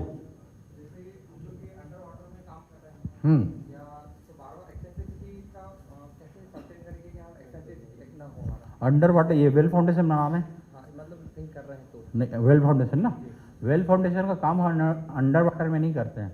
वेल फाउंडेशन क्या है, हम बनाते चले जाते हैं, वो सेल्फ वेट से ना उसको नीचे सिंकिंग कराते जाते हैं, वो बीच का आप मटेरियल बाहर निकालते हैं, तो पानी के अंदर नहीं होता, काम सब पानी के बाहर ही होता है इसमें। हाँ, उसके लिए आपको मॉनिटर करनी है ना, आपको चारों डायरेक्शन में उसको वो देखनी है ना कि एलिवेशन इस एंड का कितना, इस एंड का कितना, पीछे का आगे का, उससे आपको एक मिल जाएगा। आप हर एक स्टेज में बिफोर सिंकिंग और आफ्टर सिंकिंग इसका मॉनिटर करते हैं कि हमारा वेल किस डायरेक्शन में टिल्ट कर रहा है। चलो वो इंक्लोमीटर सेंसर हमारे पास नहीं है, परंतु हमारे पास लेवल तो है ना, तो लेवल पे आप 4 रीडिंग लेंगे तो आपको पता चल जाएगा आपका वेल किस डायरेक्शन में टिल्ट कर रहा है। कुछ बना नहीं बना, लेवल क्या आपने यही ले लो, ये आपका वेल फाउंडेशन है, आपने एक पॉइंट ये ले लिया, एक वहाँ ले लिया, डायमेट्रिकली अपोजिट 4 पॉइंट ले लिया, चारों पॉइंट का मेरे पास लेवल है। अगर ये टिल्ट करेगा तो इन चारों पॉइंट्स के अलग अलग आएंगे ना, इस तरह से उसको मॉनिटर करते हैं। फिर आपको मान लीजिए ये वाला ज़्यादा धंस गया ना, आपका लेफ्ट वाला वेल का ज़्यादा धंस गया, राइट वाला ऊपर है, तो आप उल्टे डायरेक्शन में उसको लोड करेंगे, जिससे लोड करके दोनों को पहले मैच कर लेंगे, तब वो नेक्स्ट सिंकिंग करेंगे। जो गोयल साहब बोल रहे थे ना कि लोड करके हमें पहले उसको टिल्ट आ गई है 1/80 से कहीं भी टिल्ट ज़्यादा एक्सीड नहीं करना चाहिए, तो जैसे 1/80 से आपको कहीं पर भी किसी ऑपरेशन को करता है तो पहले आप उसको रेक्टिफाई करेंगे, फिर नेक्स्ट स्टेज में जाएंगे। बोलिए, पढ़िए, आप पढ़िए। अब बोलो ना, आपकी क्या क्वेश्चन? हाँ हाँ हाँ जी। नॉर्मल मिट्टी है रॉक में, 4 से 5 मीटर गहराई में हम्म। वहाँ जाके हमने राउट फाउंडेशन बनाया। अब राउट फाउंडेशन नीचे लगाने के बाद ऊपर से हम आगे 4-5 मीटर एलबीएल पे आ गए। अब एलबीएल तक हमको उसको भरना कैसे? क्या पूरा कंक्रीट से भरना है? नहीं, नीचे बॉटम प्लग होती है ना, नीचे वाला केवल समझिए बॉटम प्लग करनी है आपको। उसकी अगर आप थिकनेस की बात करें तो वो 1-1.5 मीटर होता है नीचे वाला जो है, क्योंकि वो उसका एक बल्ब सा बनता है, इसमें एक बल्ब सा बनता है, जैसे यहाँ पर सबसे नीचे होंगे ना आप इसकी बात करना है, तो ये तो वेल है कंटिन्यू, ये एलबीएल है, ये एलबीएल है, ये अपन फाउंडेशन बैठते हैं। हाँ, ये आपका कर्व होगा इसमें, ठीक है। ओपन फाउंडेशन बनाया मैंने। हाँ, तो ये में आपको प्लग कहाँ तक करना है कंक्रीट? कि इसमें यहीं तक प्लग करना है कि ऊपर प्लग? या बस थोड़ी एंड पे ही हो गया, जिससे ये प्रॉपर हो जाए। अगर वो डायरेक्ट हो तो इधर नीचे पूरा बॉटम पे करते हैं, ठीक है ना, वो पूरा वो नहीं करनी ऊपर, तो आपने ऑलरेडी बना लिया इस पिक्चर, उसमें कोई वो नहीं है। नहीं करेंगे ना, आपको राख मिल गया ना, राख में वो नहीं कर पाएगा, राख मिला हुआ ना आपको। और किसी का डाउट भाई? सर हाँ व्हाट, जो भी बोले अपना नाम बोले और अपना जगह बोले, तब तो पता चलेगा भाई कहाँ से बोल रहे हैं, है ना। मतलब अपना नाम लिया भोपाल है, so and so, Gwalior so and so, तब मतलब सबको पता चलती है, आपके आपस में इंट्रोडक्शन भी हो जाते हैं, नहीं तो यहाँ पता ही नहीं चलता ना अपन को। ठीक है, पर्सनली 2-4 लोग को जानते हैं, फिर आगे तो बोलिए अपना नाम। I am Sonam Dubey from Bhopal. भाई सबको सुनना है, हाँ आई एम बोलिए। सोनम दुबे फ्रॉम भोपाल। सर मेरा डाउट था कि what is the difference between self compacting concrete and normal concreting? हाँ जी, self compacting concrete, self compacting इसकी मीनिंग क्या हो रही है? देखिए, अपने आप कॉम्पैक्ट कर लेना, जिसमें अपने आप कॉम्पैक्ट कर लेने का मतलब क्या हुआ, हमें वाइब्रेटर वगैरह नहीं लगाने की ज़रूरत है, तो वो तो हुआ सेल्फ कॉम्पैक्टिंग। मतलब उसकी एक तरह से समझिए आप, विस्कोसिटी थोड़ा और भी कम होगा और वो आराम से फ्लो करेगा, अपने सेल्फ वेट के कारण जहाँ भी उसको जगह मिलेगी उन सभी जगह को फिल कर लेगा, तब तो वो सेल्फ कॉम्पैक्टिंग है, मतलब अपने आप कॉम्पैक्ट हो रही है, ठीक है। और जो नॉर्मल कंक्रीट है उसमें ये प्रॉपर्टी नहीं होती है, तो आपको हॉलो पोर्शन छूट जाते हैं, अगर रेनफोर्समेंट बहुत ज़्यादा है ना तो वो सभी जगह नहीं पहुंच पाती। और दूसरा इसमें जो एग्रीगेट्स है वो 10 मिलीमीटर डाउन होंगे। वेल डिजाइंड होती है उसमें ना। हाँ, आजकल तो इसके पैक आने लगे, उसमें लिखेगा कितना लीटर पानी डालनी है आपको, और ये 50 किलो का वो है बोरी है, इसमें इतना लीटर पानी डालनी है। तो वो फ्लूइड इसके अलावा कोई एडेंसी नहीं रहेगा। ना उसमें सब चीज़ जो चाहिए डला हुआ है, वेल डिजाइंड होती है वो।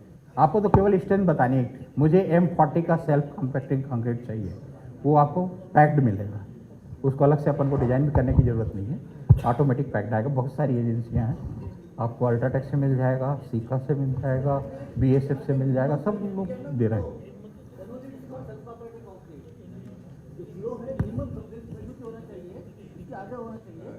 उसका है टेस्ट है, वो सब टेस्ट करके देगा आपको, उसको अपन को नहीं करना है। हाँ, तो आपको वेल डिजाइन वो मिलेगा, जस्ट उसमें जितना पानी लिखा है उतना ही डालना है अपन। नहीं, वो वेल डिजाइन ज़्यादा, अभी मैंने बोला पानी डालने से तो अलग अलग हो जाते हैं, तो वो नहीं, उसमें जितना डालना है वो आपको बोरी के ऊपर लिखा मिलेगा कि ये 15 किलो का है तो इसमें इतना डालना है, उससे ज़्यादा नहीं डालनी, अदरवाइज तो बेकार हो जाएगा। नहीं होगा उसमें सेग्रीगेशन नहीं, वो वेल डिजाइंड मिक्स होती है, सेग्रीगेशन नहीं होगा। और जी भाइयों, अब अपना नाम गाम बताने को बोले तो कोई पूछ ही नहीं रहा है, अरे पूछ लो भाई। और किसी को कोई डाउट हेल्थ मॉनिटरिंग में? हाँ बोलिए।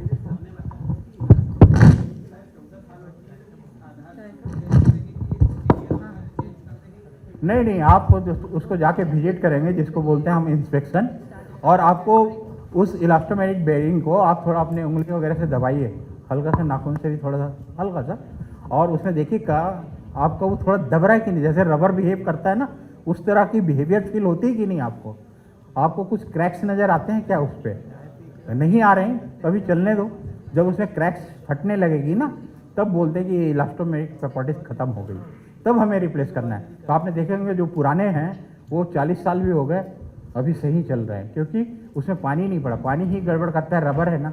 इसलिए मैं जब भी बोलता हूँ कि पानी नहीं पड़ना चाहिए, मेरा मेन उद्देश्य यही है कि आपके ज़्यादातर इलास्टोमेरिक बेरिंग यूज़ हो रहे हैं, तो वहाँ पानी पड़ेगा तो उसकी प्रॉपर्टी जो 14 साल तो ऐसा है 20 साल तक निकल जाती है, वो 14 साल तक भी नहीं चल पाएगी अगर पानी वानी कंटिन्यूस पड़ती रहेगी।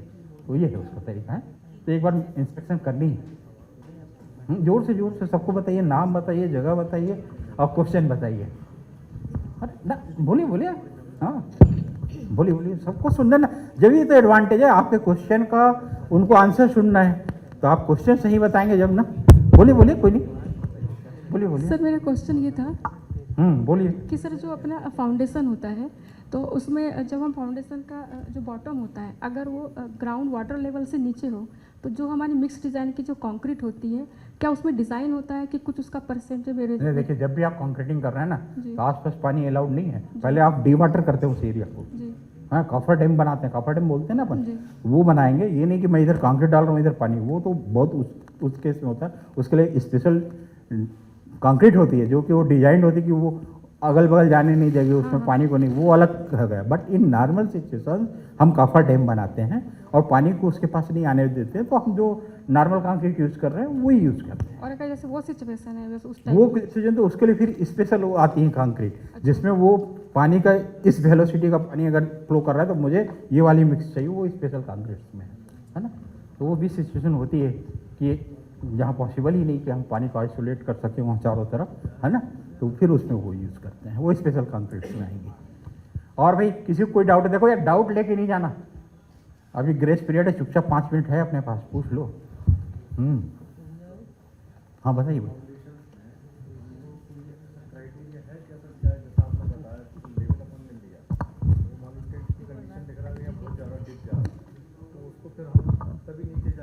पूरा राउट बना लेंगे, उसमें कोई ऐसा डायमेंशन है कि हम कितनी गहराई तक जा सकते हैं? हमें दोनों की नहीं, आपका कहना है कि ड्यूरिंग कंस्ट्रक्शन आपके वेल में कुछ टिल्ट आ गया है, उसको रेक्टिफाई करनी है, तो नीचे नहीं जानी है, हमें नीचे नहीं जानी। नीचे तो उसी समय जानी पड़ती है जब बोल्डर्स आ जाते हैं। मान लीजिए कटिंग एज पे बोल्डर्स है, आपने खूब प्रयास किया कि हमारा जा ही नहीं रहा है, पूरा आपने लोड कर दिया, एक्सेंट्रिक लोडिंग डाल दी, परंतु वो 10 दिन से हिल ही नहीं रहा है, जहाँ पड़ा है वहीं है। तब फिर उसमें क्या करते हैं, लेबर्स भेजते हैं, मैनुअली भी कुछ जितना हटा सकें वो हटाया जाता है। वाला एग्रीगेट वाला भाग हटा हाँ हाँ हटाते हैं वो भी सिचुएशन आता है बट हाँ वो रेयर होता है, मतलब ऐसा नहीं आता है इन जनरल। लिमिट है। नहीं इसीलिए क्या है, देखो ये सब गड़बड़ी उसी समय होती है जब आपने सॉयल इन्वेस्टिगेशन नहीं किया प्रॉपर। अदरवाइज आपको पता होना चाहिए, आप यहाँ पर वेल फाउंडेशन करने वाले हो तो आपको क्या वहाँ पर सॉयल का स्टेटा आने वाली है। अब आप वेल फाउंडेशन थोड़ी डिजाइन करोगे अगर मेरे पास रॉक आ ही रहा है यहाँ पर, तो है ना, उसके हिसाब से करूँगा मैं। करना भी होगा तो उसका एंड बेयरिंग वगैरह वो करके उसके थ्रू जाने की कोशिश नहीं करूँगा फिर मैं अपने उसमें, है ना। तो वो गलतियाँ उसी समय होती है कि हमने जियो टेक्निकल इन्वेस्टिगेशन किया नहीं, कुछ भी डिजाइन किया और डिजाइन करने के बाद हमने डायरेक्ट अप्लाई कर दिया, प्रॉपर जियो टेक्निकल इन्वेस्टिगेशन नहीं किया। इसीलिए कोडल प्रोविजन है कि जहाँ जहाँ एबटमेंट्स पियर्स वगैरह बनने हैं हमारे सभी पॉइंट्स के हमें जियो टेक्निकल इन्वेस्टिगेशन प्रॉपर करनी है। तो वो कभी भी अलाउ नहीं कीजिएगा कि मेरे अगर 60 पियर हैं तो 60 जगह बोर होल होना चाहिए। ये नहीं चलेगा कि 6 जगह बोर होल किया और 60 पियर बनाने चला, तब तो कहीं ना कहीं धोखा होगा ही, तभी मुझे कोई और स्टेटा मिलेगी और वो प्रॉब्लम क्रिएट करेगा, है ना। तो ये एकदम क्लियर होनी चाहिए, स्ट्रक्चर्स में कोई कॉम्प्रोमाइज़ नहीं चलेगा। रोड में आपका चलेगा आधा मीटर गड्ढा भी होगा तो आप फिर फिल कर लोगे, अगर स्ट्रक्चर 5 सेंटीमीटर कहीं इधर से उधर गया ना तो फिर बड़ी भयंकर पेनाल्टी लगने वाली है ना। तो स्ट्रक्चर्स में कोई कॉम्प्रोमाइज़ नहीं, किसी भी क्वालिटी में, किसी भी जियो टेक्निकल इन्वेस्टिगेशन में, कंक्रीटिंग करते समय, रीएनफोर्समेंट, एवरीथिंग, एवरी स्टेज में आपको करना है। तभी आप बोलेंगे कि ये वंडरफुल आपने स्ट्रक्चर तैयार किया है। मतलब आपने हर एक स्टेज पे, मिक्स डिजाइन पे, जब आप कंक्रीटिंग करा रहे हैं, कॉम्पेक्शन कराया, क्यूरिंग करवाया, एवरीथिंग, तभी आप कर सकते हैं। अदरवाइज कंक्रीट का जो हम बोलते हैं ये वंडरफुल मटेरियल है, तो फिर ये वंडरफुल नहीं, फिर तो ये पेनफुल मटेरियल में कन्वर्ट हो जाएगा। ओके, तो या तो आप वंडरफुल मटेरियल क्रिएट कर लीजिए या फिर पेनफुल मटेरियल क्रिएट कीजिए और हमेशा चिंता में रहिए, बीपी की गोलियाँ लेते रहिए कि पता नहीं ये स्ट्रक्चर कब धोखा देगा और कब क्या करना होगा, है ना। तो ये अपने ऊपर है, हम वंडरफुल भी बना सकते हैं इन्वॉल्वमेंट के साथ और अदरवाइज हम अपने लिए प्रॉब्लम भी क्रिएट कर सकते हैं। तो अब ये तो सबको ही है कि प्रॉब्लम क्रिएट नहीं करना है भाई, है ना। तो हमें हर एक स्टेज पे जो भी रूल्स रेगुलेशंस दिए हुए हैं, कोडल प्रोविजन है, उसको इम्प्लीमेंट करने की कोशिश करनी है। और किसी को कोई डाउट? हाँ जी, हाँ जी, बोलिए बोलिए आप। अच्छा, माइक का प्रॉब्लम है ना, सबको सुनाई देना चाहिए क्वेश्चन, जब अच्छा रहता है। देव भाई माइक।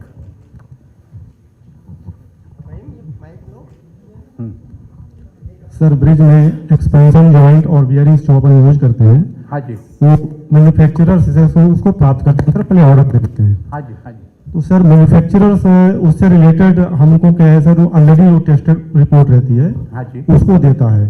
तो सर हमको उस टेस्ट पर रिलाई करना है कि अपने सामने को कुछ टेस्ट करवाना है, यदि करवाना है तो कौन सा टेस्ट करवाना है? ओके, मान लीजिए आपके पास इलास्टो में एक बेयरिंग ही है या कोई भी बेयरिंग है, तो मैन्युफैक्चरर का जो सर्टिफिकेट होता है वो तो है, बट इसमें आपको बोलना है कि हमारी एक टीम जाएगी, वो सैंपल चेक करेगी। मान लीजिए 50 बेयरिंग ले रहे हैं आप 5 बेयरिंग को अपने सामने टेस्ट कराइए ना, उस जो सर्टिफिकेट दिया वो बहुत अच्छा काम आएगा।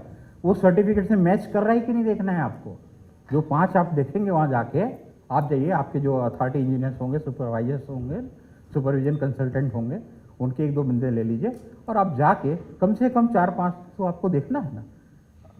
अच्छा होता है मुझे 10-12 बेयरिंग लेनी है तो कौन इतना मेहनत करे, वो बात अलग है, बट अगर जहाँ पर थोड़ा ज़्यादा बेयरिंग्स के हैं अपन को यूज़ करना है तो हमें अवश्य 4-5 बेयरिंग अपने सामने टेस्ट करा के देखनी है कि जो जो वो पैरामीटर्स दिया है उसमें जो संभव है। ये नहीं है उसने 25 पैरामीटर दिया तो 25 की 25 चेक करूँ, जो 5 पैरामीटर्स देख सकता हूँ वो तो देखना है ना।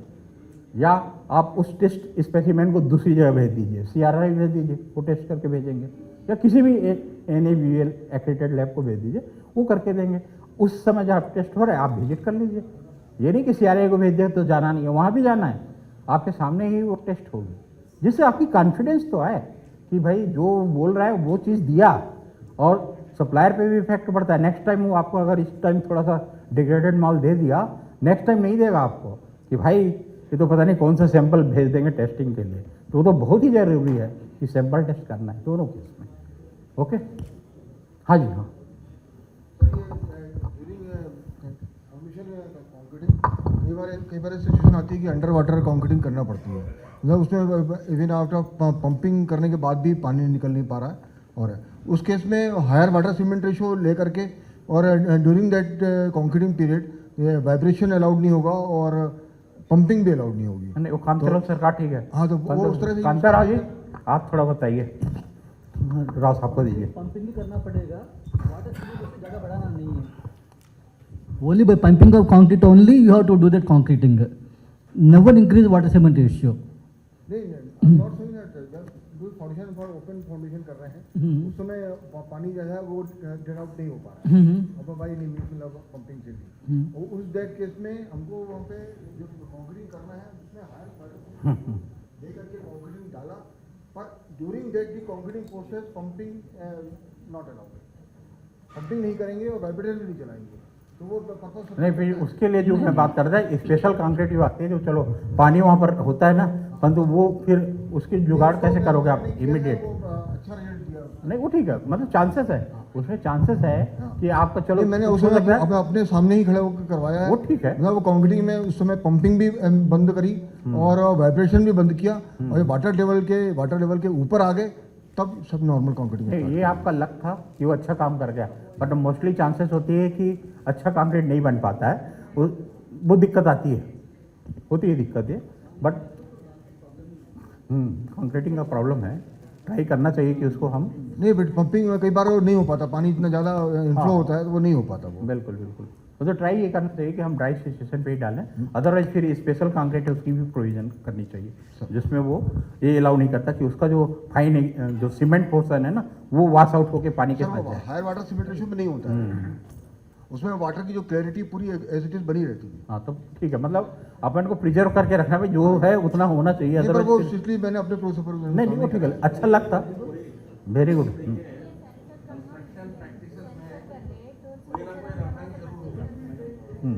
कोई ना कोई रेफरेंस जरूर होगा। किरण ये ट्रायल एरर वाला जो खत्म हो है जाए। ये किसी भी तरीके से इंजीनियरिंग वे में नहीं उसको नहीं डिफेंड सर, ये भी मेरे को भी किसी मैं बता रहा हूँ expert ने आपको, बताया ये आपका यूनिक केस नहीं है कि आपको ही फेस हुआ है, आप थोड़ा सर्च करें यस सर। और ऐसी सिचुएशन जरूर होगी, कोई ना कोई रेफरेंस लेके ही आप करें। नहीं सर, रेफरेंस भी मैंने रेफर किया था, और ये जो expert ने स्टेटमेंट है कि आप मतलब वो पर्पस क्या था उस कंक्रीट का? ये फाउंडेशन कंक्रीट थी। फाउंडेशन कंक्रीट होता है ना, अब आप कह रहे हैं कि भाई उसमें कॉम्पैक्शन भी नहीं करेंगे और बाकी भी कंट्रोल नहीं करेंगे।